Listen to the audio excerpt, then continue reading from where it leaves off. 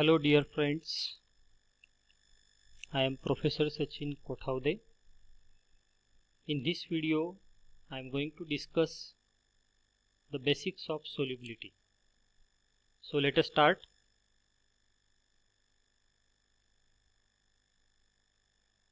After completion of this lecture, the student should be able to understand the various types of pharmaceutical solutions, define solubility, saturated and unsaturated solutions, as well as polar and non-polar solvents.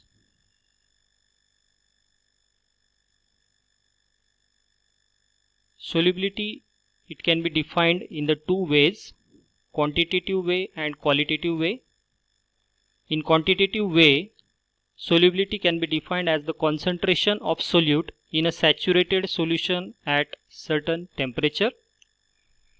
In a qualitative way, it can be defined as the spontaneous interaction of two or more substances to form a homogeneous molecular dispersion. Solubility, it is an intrinsic material property that can be altered only by chemical modification of the molecule. In contrast to this, dissolution is an extrinsic material property that can be influenced by various chemical, physical or crystallographic means such as complexation, particle size, surface properties, solid state modification or solubilization.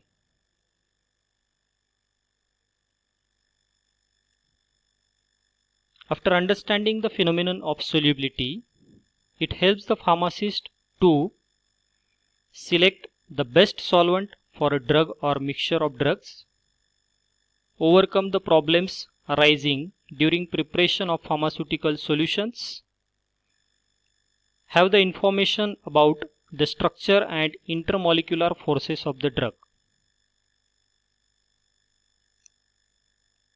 Then we'll see some definitions related to solubility.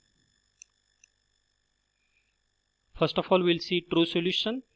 It is a mixture of two or more components that form a homogeneous molecular dispersion.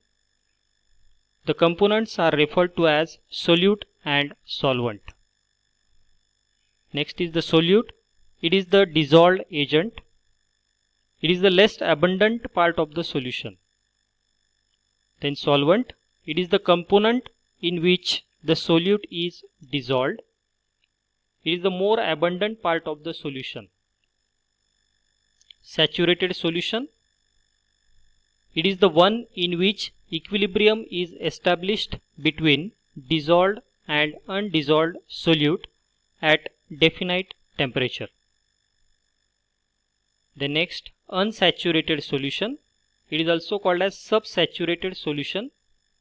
It is the one which contains the dissolved solute in a concentration below that necessary for complete saturation at definite temperature. Supersaturated solution. It contains more of the dissolved solute that it would normally contain in a saturated state at definite temperature.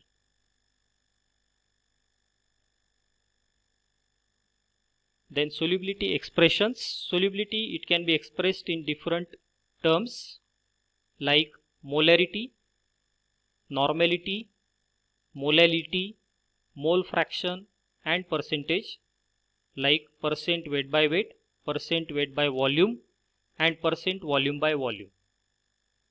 The USP lists the solubility of the drug as the number of ml of solvent in which 1 gram of solute will dissolve.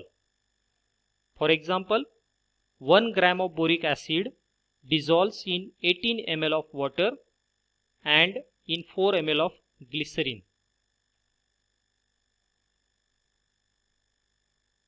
Then solubility, it can be expressed in the different ways like the parts of the solvent required for one part of the solute, very soluble, less than 1 part of the solvent required for 1 part of the solute, freely soluble 1 to 10 parts of the solvent required for 1 part of the solute.